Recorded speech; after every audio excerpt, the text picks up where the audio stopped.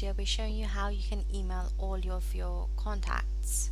So let's say you need to send an email out to your entire client contact database.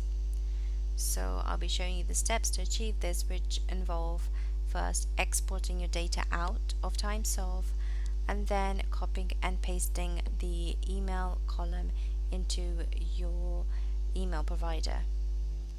So let's go ahead under our account, click on Import Export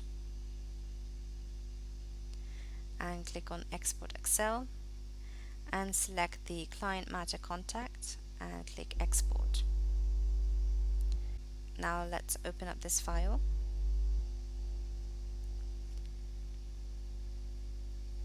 And we're going to want to copy this field here. Copy.